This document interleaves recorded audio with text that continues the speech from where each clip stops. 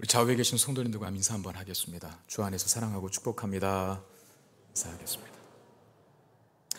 제가 2부 예배 때도 그랬지만 사실 뭘로 인사를 할까 그 멘트를 고민 많이 해요.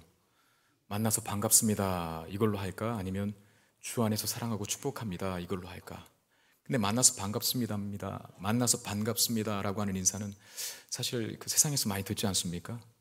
교회에서 할 수 있는 인사, 주 안에서 사랑한다, 축복한다. 사랑한다라고 하는 말을 우리가 참 못 듣죠, 세상에서는. 축복도 마찬가지고 복을 빈다 그 뜻 아닙니까?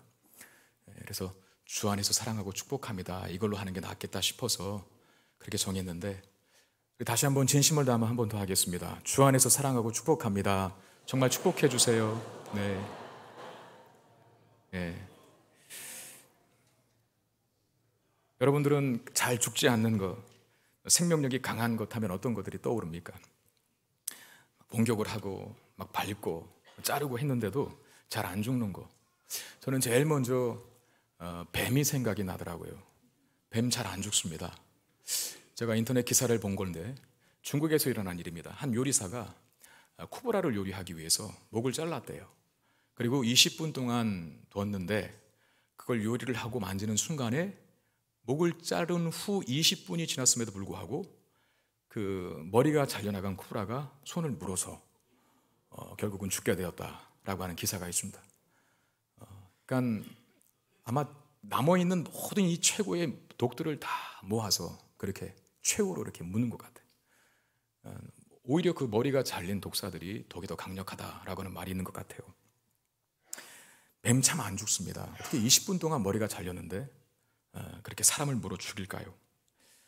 그리고 또 하나 생각나는 것은 잔디풀입니다. 왜 잔디풀이 생각나냐면 제가 좋아하던 군가에 이 내용이 있었거든요. 밟아도 뿌리 뻗는 잔디풀처럼, 시들어도 다시 피는 무궁화처럼, 끈질기게 지켜온 아침의 나라, 옛날 옛적 조상들은 큰 나라 세웠지. 밟아도 뿌리 뻗는 이렇게 나가는 건데 또 거룩한 강단에서 또 군가하는 게 좀 그렇죠. 굉장히 경쾌하고 가사도 그렇지만 그 곡조가 참 힘이 되게 하는, 우리나라 참 귀한 나라다, 이 나라를 위해서 헌신해야겠다, 막 그런 마음이 저절로 드는 군가. 거기에 보니까 밟아도 뿌리 뻗는 잔디풀처럼 우리나라의 역사가 그랬다는 거예요. 계속해서 외세의 침략을 받았지만 죽지 않고 세워진 나라. 잔디풀이 참 안 죽는 것 같고, 또 하나 제가 생각해 본 것은 여러분도 다 아시는, 짐작하는 걸 수도 있겠는데 영화 속의 주인공은 안 죽습니다. 액션 영화든 전쟁 영화든 뭐 폭탄을 던지고 비행기로 폭격을 해도 안 죽어요.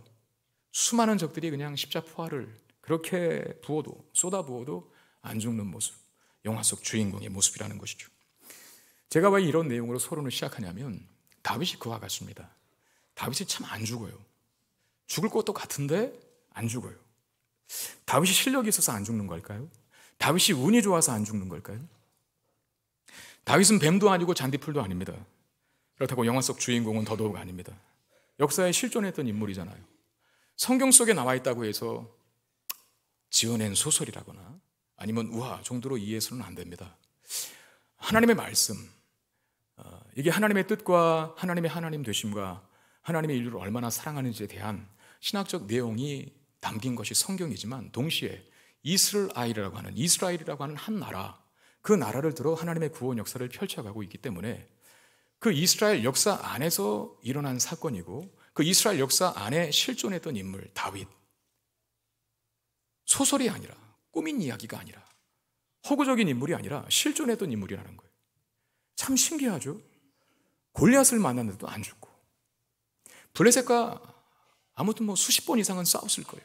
이렇게 수많은 전쟁 경험이 있었는데도 안 죽고, 사울이 그렇게 죽이겠다고 13년 동안이나 쫓아다녔는데도 안 죽고, 오늘 우리가 보는 본문의 시점에서도 아들 압살롬이 반역하여서 다윗을 죽이겠다고 하는 것 아닙니까? 그리고 아이도벨까지, 당시의 최고의 모략가인 이 아이도벨까지 가담하여서 다윗을 죽이겠다고 해요.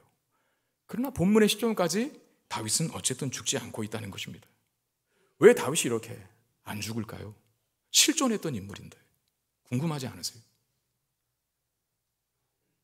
왜 다윗이 죽지 않냐 하면 대답은 하나입니다.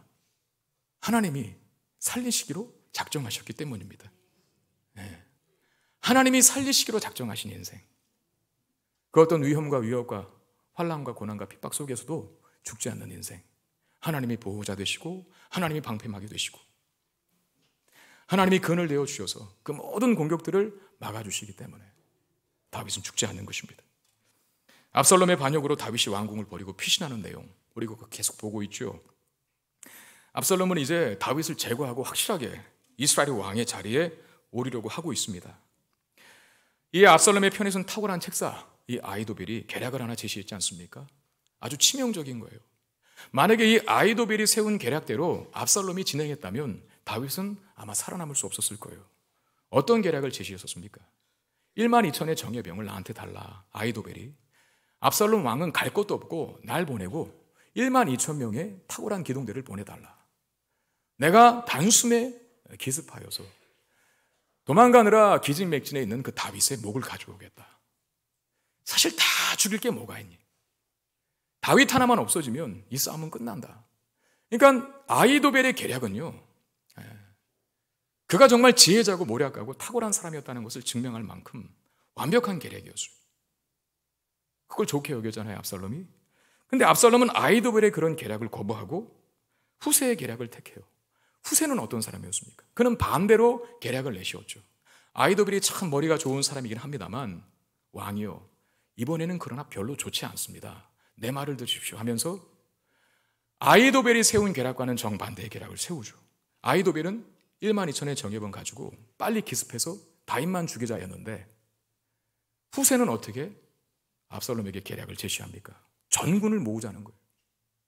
할라에서 백두까지, 단에서부터 브엘세바까지 모든 군대를 다 모으고 다윗만 죽일 게 아니라 다윗의 모든 군대를 물에 빠뜨려 죽이는 한이 있더라도 다 죽여야 한다. 그렇게 제시했어요. 근데 여러분, 후세가 어떤 인물인지 우리는 알지 않습니까? 다윗의 편에 속한 다윗이 보낸 첩자였죠. 그러니까 후세가 압살롬에게 그런 계략을 제시한 이유는 사실상 다윗이 더 멀리, 더 빨리 도망치도록 하기 위한, 시간을 벌어주기 위한 계략이었어요. 시간을 벌어주기 위한 계략. 압살롬이 이 후세의 계략을 아히도벨의 계략보다 더 좋다라고 그렇게 평가를 합니다. 그러나 그럼에도 불구하고 후세의 입장에서는 안심할 수가 없는 겁니다. 아히도벨이 어떻게 나올지 예측할 수 없고 압살롬의 마음이 언제 바뀔지 모르니까 한 방법을 취하는데, 조금도 지체하지 말고 속히 요단강을 건너 다윗이 피해야 할 것을 알리는 소식을 전하는 것. 그게 후세의 대안이었죠. 15절 16절이 그와 같은 말씀을 다루고 있는데, 15절 16절, 이에 후세가 사독과 아비아달 두 제사장에게 이르되 아히도벨이 압살롬과 이스라엘 장로들에게 이러이러하게 계략을 세웠고 나도 이러이러하게 계략을 세웠으니 이제 너희는 빨리 사람을 보내 다윗에게 전하기를 오늘 밤이라 그랬어요. 오늘 밤에 광야 나루턱에서 자지 말고 아무쪼록 건너가소서 하라. 혹시 왕과 그를 따르는 모든 백성이 몰사할까 하노라. 혹시 압살롬의 마음이 바뀌어서 아히도벨이 애원하여서 내가 제시한 계략이 버려지고 아히도벨이 세운 계략이 다시 집어질 수 있으니, 진행될 수 있으니 다윗은 빨리 도망치라고, 빨리 저 요단강을 건너서 피신하라고, 그렇게 소식을 전달하는 겁니다. 그 일을 먼저 이 후세가 누구와 논의를 했냐면 사독과 아비아달, 이 사람들이 제사장들이라고 얘기되고 있어요. 후세와 함께 예루살렘에 잔류해서 상황을 살피고 있는 다윗 편에 속한 제사장들입니다. 우리가 언젠가 보았지만 다윗이 궁을 떠나서 피신할 때 이 두 제사장 사독과 아비아들이 사실은 왔어요.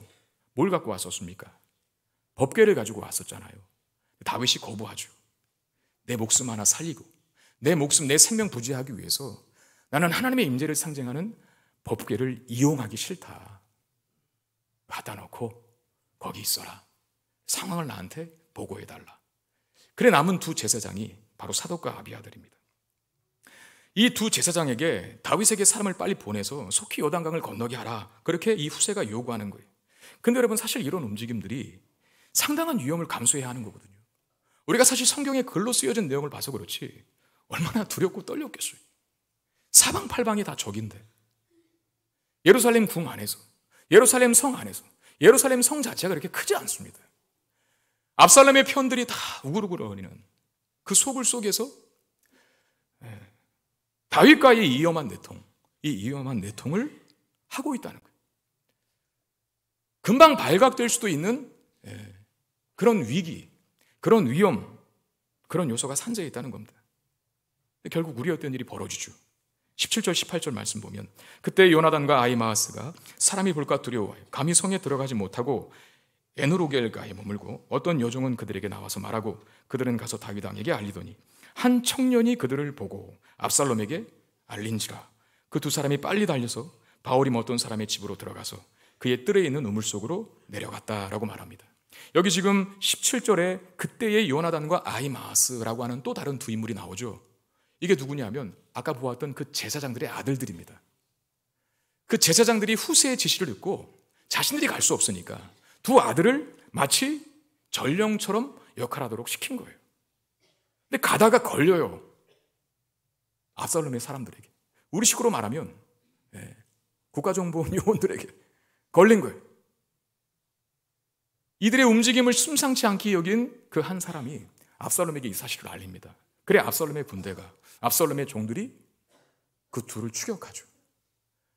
달리고 또 달리고 도망치고 또 도망쳐서 예루살렘에서 4km 정도 떨어진 바오림이라고 하는 그 성에 한 여인의 집 뜰에 있는 우물에 들어가 숨습니다. 근데 그 두 사람이 우물에 들어가 숨는 모습을 그 집 주인이 봤어요. 여인이 봤어요. 이 여인은 요나단과 아히마아스가 우물에 숨어 있다는 사실을 알고 있어요. 이 여인이 만약에 밀고라도 하면 상황은 걷잡을 수 없이 악화됩니다. 다윗은 말할 것도 없고 요나단, 아히마아스, 후세, 제사장들 다 죽어요. 이 여인이 말 한마디 뻥끗하면 상황 종료예요. 이 여인이 어떻게 행동했을까? 19절, 20절 말씀 보겠습니다. 그 집 여인이 덮을 것을 가져다가 우물하기를 덮고 찌은 곡식을 그 위에 널매 전혀 알지 못하더라. 압살롬의 종들이 그 집에 와서 여인에게 묻되 아히마아스와 요나단이 어디 있느냐 하니 여인이 그들에게 이르되 그들이 시내를 건너가더라 하니 그들이 찾아도 만나지 못하고 예루살렘으로 돌아가니라. 여인이 어떻게 했습니까? 아히마아스와 요나단이 숨어든 그 우물을 덮습니다. 그리고 그 위에다가 찌은 곡식을 널어놓죠. 그러니까 요나단과 아히마아스가 숨어 들어갔다는 그 모든 흔적들을 다 지워버리. 그리고 압살롬의 군대들이 들이닥칩니다. 아히마아스와 요나단이 어디 있냐? 너 보지 않았냐? 물었더니 어떻게 얘기합니까? 이미 벌써 시내를 건너갔다고, 개천을 건너갔다고 그렇게 둘러댑니다. 그러니까 이 여인의 도움 때문에 간신히 위기를 모면하게 된 거예요. 여러분, 이 두 사람, 제사장의 두 아들인 전령의 역할을 하고 있는 요나단과 아히마아스가 이 여인의 집 우물가에 숨어 들어갔지 않습니까? 그 여인의 집이 다윗의 편이라고 알고 숨어 들어갔을까요? 그렇지 않아요. 급박하니까 들어간 거예요.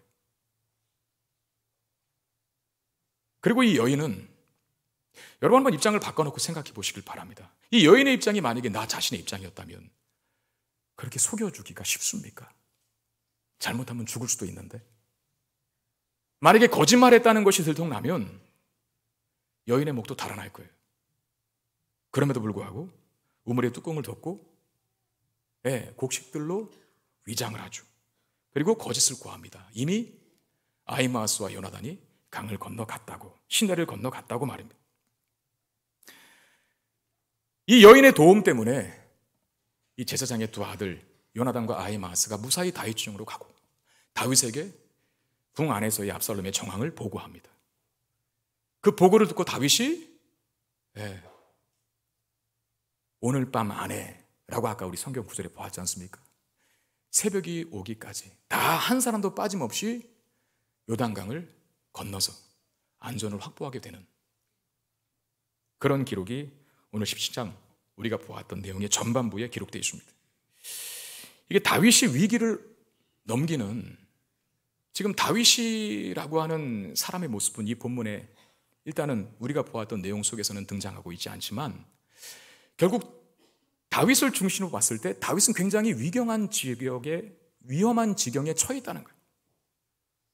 만약에 여인이 말 한번 잘못하여서 솔직하게 밀고 했다면 다윗은 아히도벨의 공격에 의해서, 압살롬의 공격에 의해서 더 이상 일을 진행해 갈 수 없는, 우리가 생각하고 예측하는 대로 죽을 수밖에 없는 운명에 처했을 것입니다.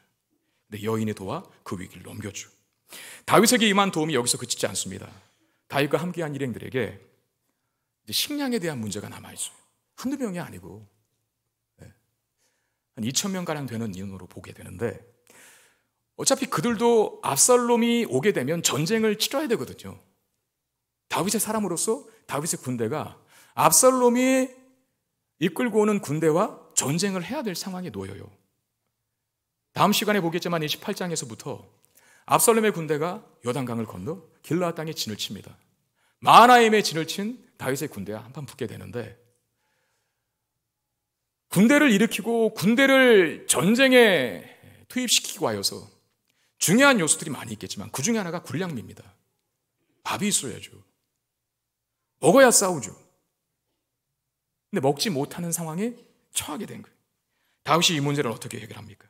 27절 29절 말씀 보시면, 다윗이 마하나임에 이르렀을 때에 암몬 족속에게 속한 라빠 사람 나하스의 아들 소비와 로데발 사람 암미엘의 아들 마길과 로글림 글레앗 사람 바르실레가 침상과 대야와 질그릇과 밀과 보리와 밀가루와 볶은 곡식과 콩과 팥과 볶은 녹두와 꿀과 버터와 양과 치즈를 가져다가 다윗과 그와 함께한 백성에게 먹게 하였으니 이는 그들 생각에 백성이 들에서 시장하고 곤하고 목마르겠다 함이더라 그랬습니다. 군대가 먹을 양식이 없는 문제 때문에 어려운 상황에 처해 있는 다윗에게 누가 나옵니까? 세 사람이 나왔어요.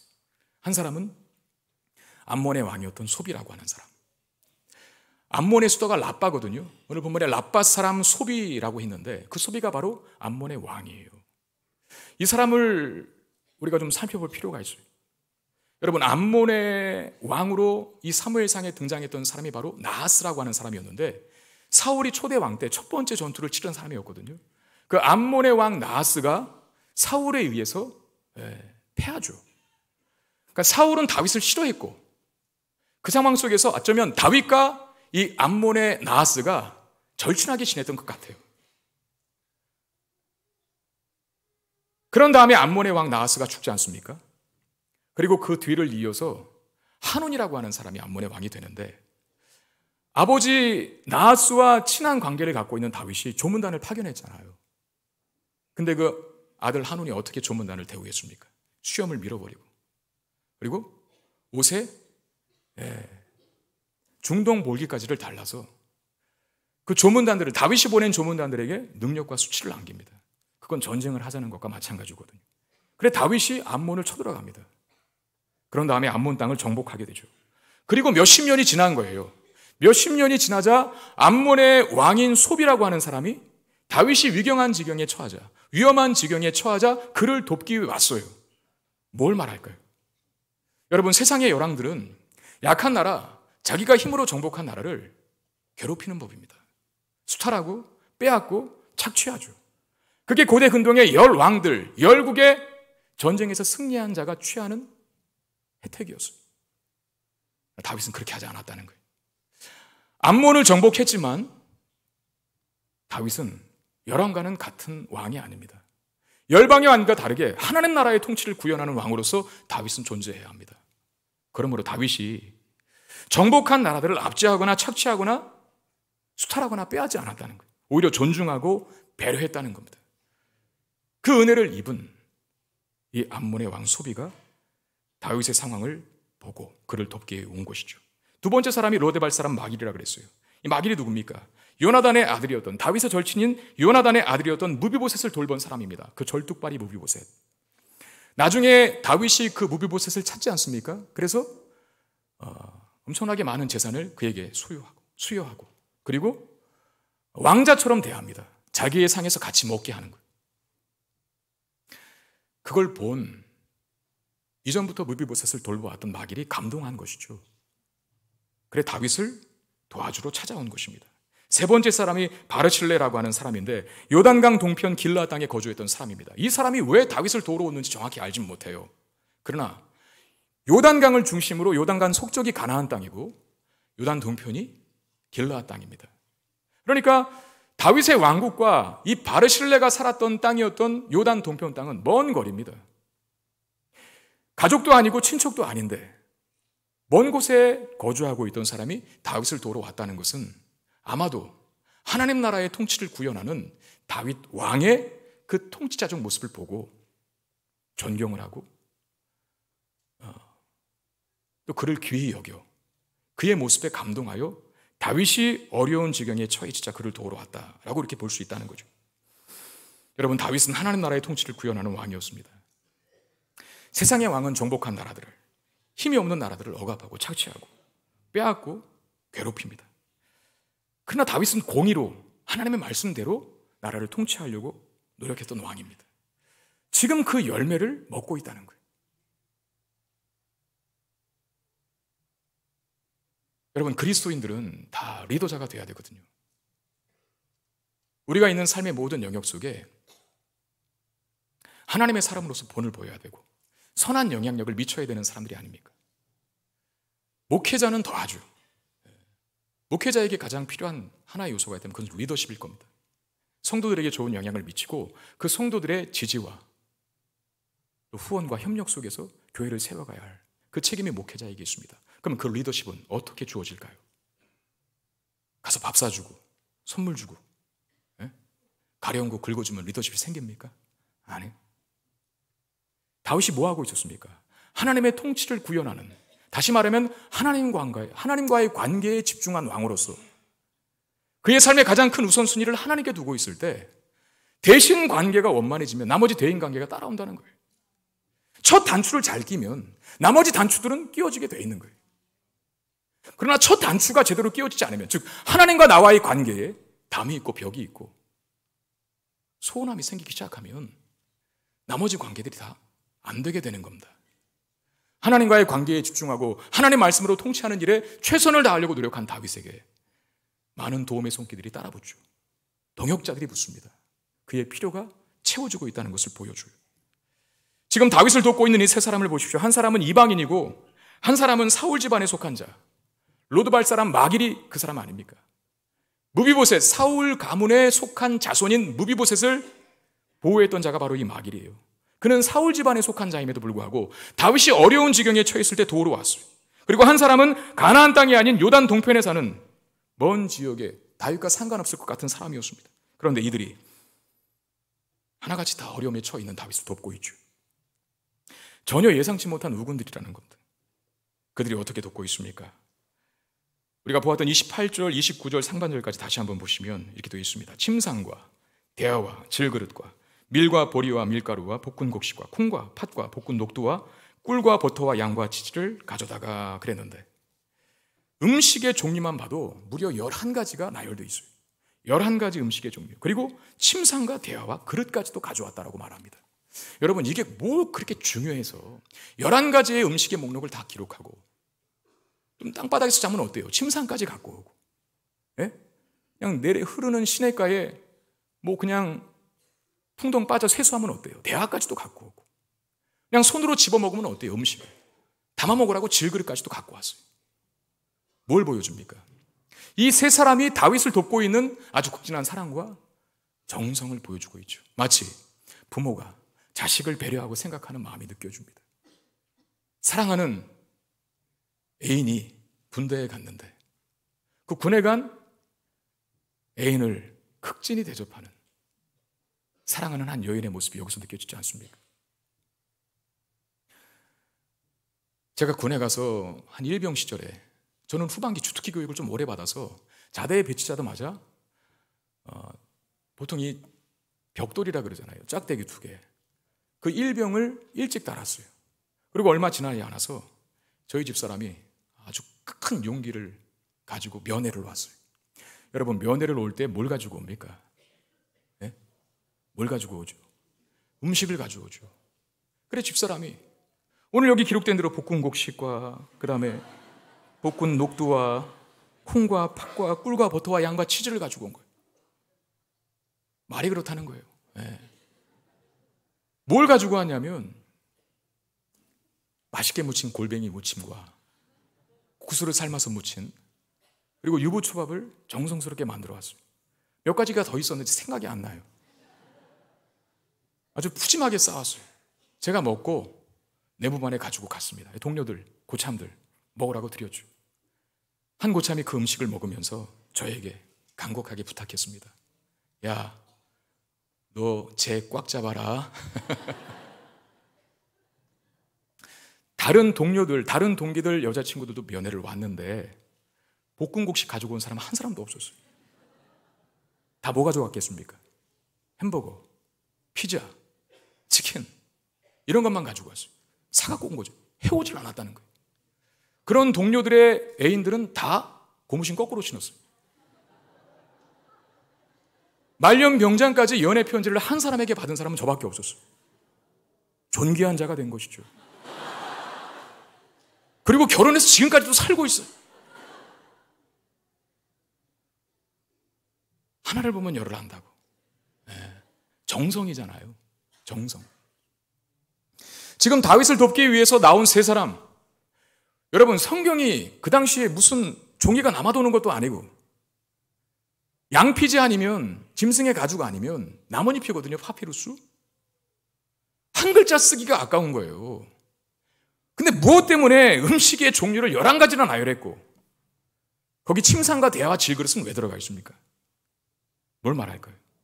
이들이 진심으로 다윗을 위하고 있다는 것을 보여주죠. 여러분 지금 다윗이 공경에 빠진 이유가 누구 때문입니까? 아이러니컬하게도 가족 때문입니다.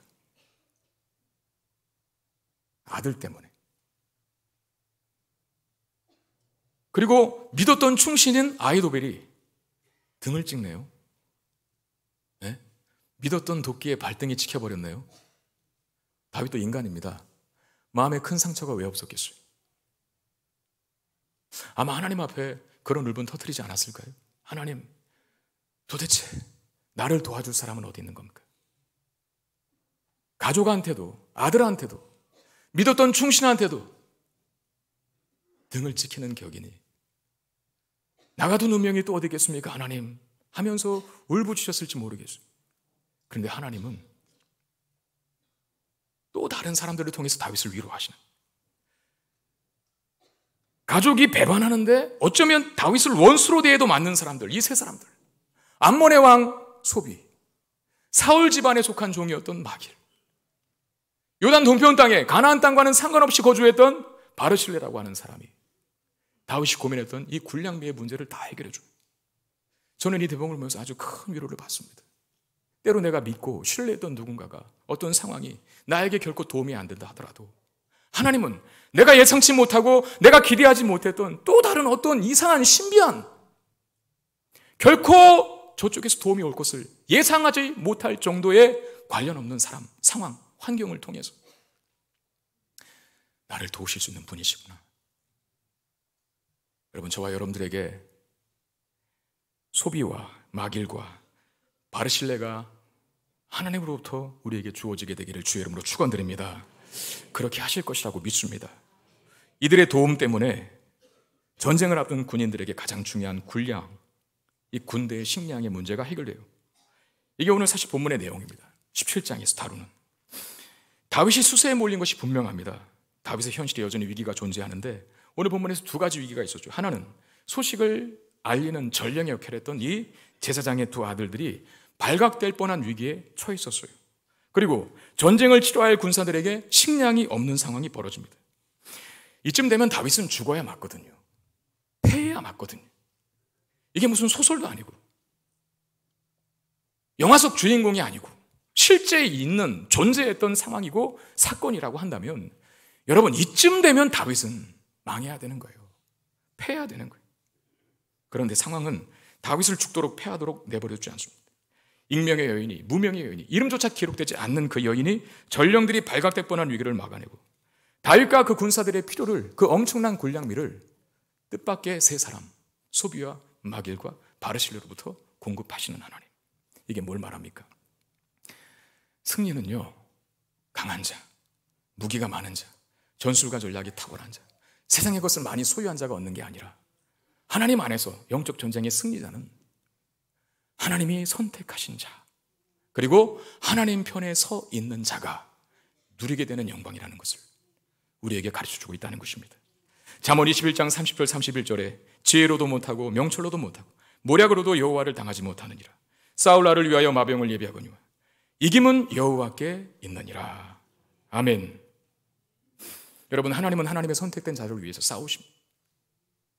지혜가 많고 명철도 많고 모략이 하늘을 찔러도 세상에 그 어떤 소유를 가져도 하나님을 대적하는 자, 그는 하나님을 이기지 못합니다. 이것은 우리에게 뭘 말해줍니까? 하나님이 지키시기로, 하나님이 보호하시기로, 하나님이 살리시기로 작정한 자들은 세상이 그 어떤 강력한 무기를 가지고 대적들이 공격한다 하더라도 결코 죽지 않고 망하지 않는다는 사실을 보여주죠. 여러분, 아히도벨을 보십시오. 자신의 전략이 채택되지 못하자 고향으로 돌아가서 그 아히도벨이 스스로 목숨을 끊어버리고 말아요. 23절에 보시면 아히도벨이 자기 계략이 수행되지 못함을 보고 나귀의 안장을 지우고 일어나 고향으로 돌아가 자기 집에 이르러 집을 정리하고 스스로 목매어 죽음에 그의 조상의 묘에 장사되니라 그랬어요. 이게 그렇게 한 시대를 풍미했던 탁월한 모략가의 끝입니다. 허무하죠. 아히도벨은 다윗을 반역했어요. 다윗은 하나님께서 기름 부어 세우신 왕입니다. 아히도벨은 그 왕을 반역했고 그 왕을 죽이기로 작정했어요. 그것은 결국 하나님을 대적하고 하나님께 반역하고 하나님과 싸우겠다라고 하는 무모한 시도와 같은 것입니다. 하나님은 당신을 대적하는 자들을 결코 내버려 두시지 않습니다. 당신의 백성들을 공격하고 대적하는 자들을 하나님은 보호하시되 완벽하게 보호하십니다. 아히도벨이 아무리 탁월한 지혜를 소유하고 있어도 결국 하나님을 떠나 있는 인생, 허무하고 초라한 결과를 맞고 만다는 사실을 보여줍니다. 역사는 하나님의 백성들의 승리를 위해서 진행이 됩니다. 하나님이 우리 편이시고 우리가 하나님 편에 서 있는 한 시간은 우리 편인 거예요. 흘러가는 역사는 결국 우리에게 승리와 영광을 가져다 줄 거예요. 다윗이 맡고 있는 이 위기 가운데 여러분 보십시오. 어떤 하나님의 극적인 도움은 없었습니다. 발각될 뻔한 위기에 처해 있었습니다. 사실 처음부터 발각되지 않게 만들어 주셨으면 좋을 걸. 왜 발각될 뻔한 위기는 허락하시는가?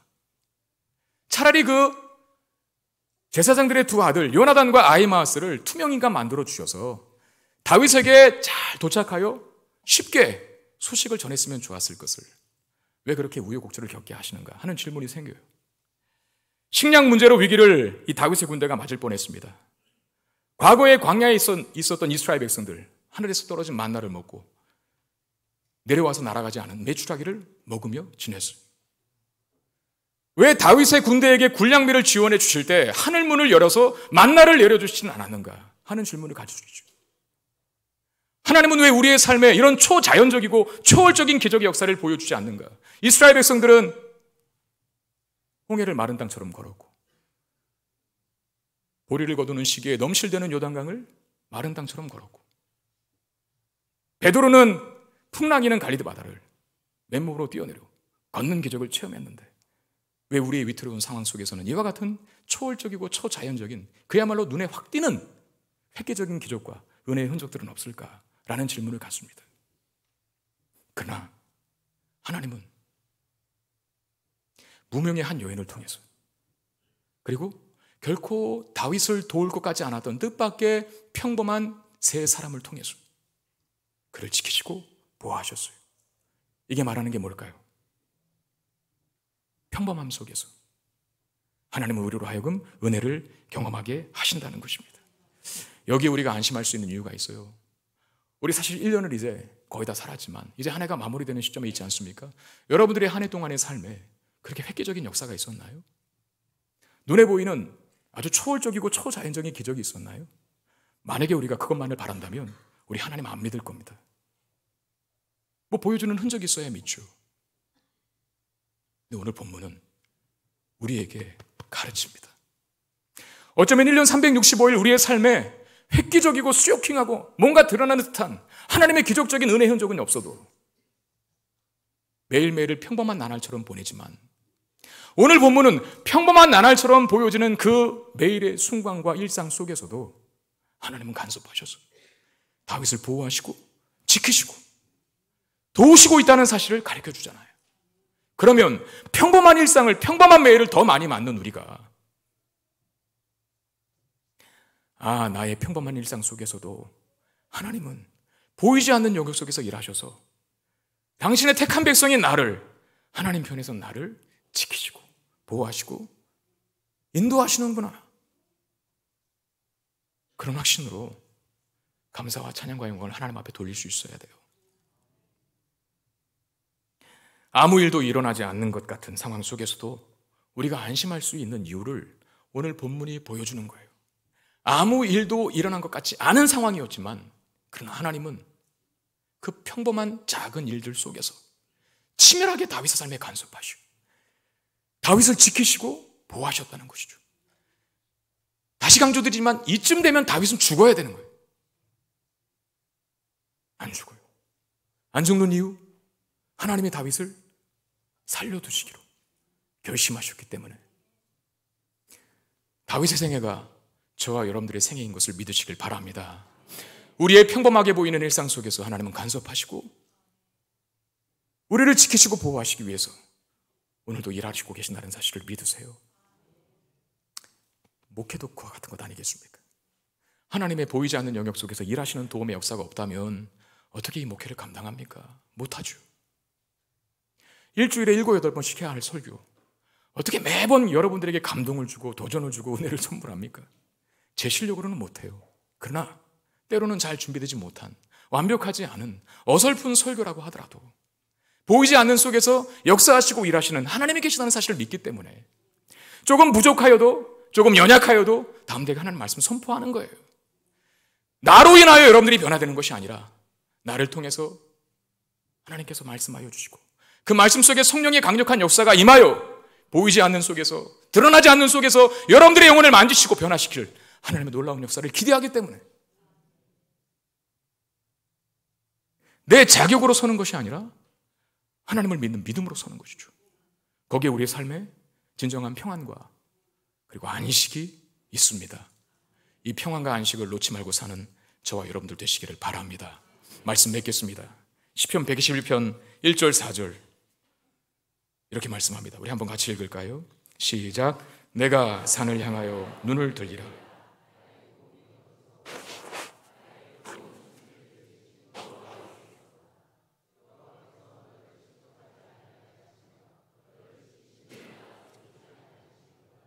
이스라엘을 지키시는 이는 졸지도 아니하시고 주무시지도 아니하시리로다.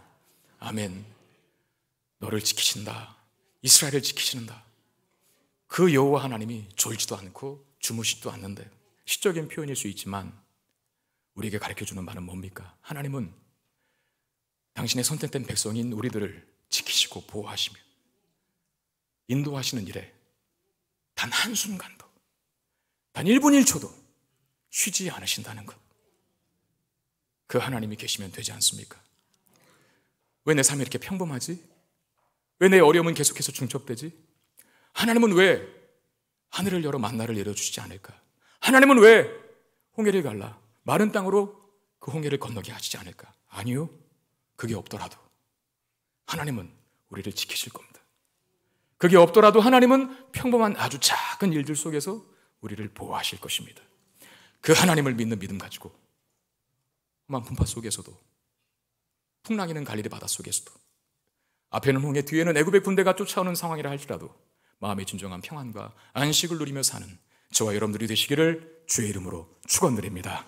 기도하겠습니다. 하나님, 보이지 않고 잡히지 않고 만져지지는 않지만 우리를 살리시고 결심하시고 작정하신 하나님이 우리의 아버지이시기 때문에 우리의 곁에서, 우리 앞에서, 우리 옆에서, 우리의 뒤에서 우리를 끄시고 우리의 오른손 잡아주시며 우리의 등을 밀어주시는 분이 우리의 하나님이시기 때문에 어떠한 경우에도 어떠한 상황에도 안심할 수 있게 하시고 평안을 누릴 수 있게 해 주시옵소서.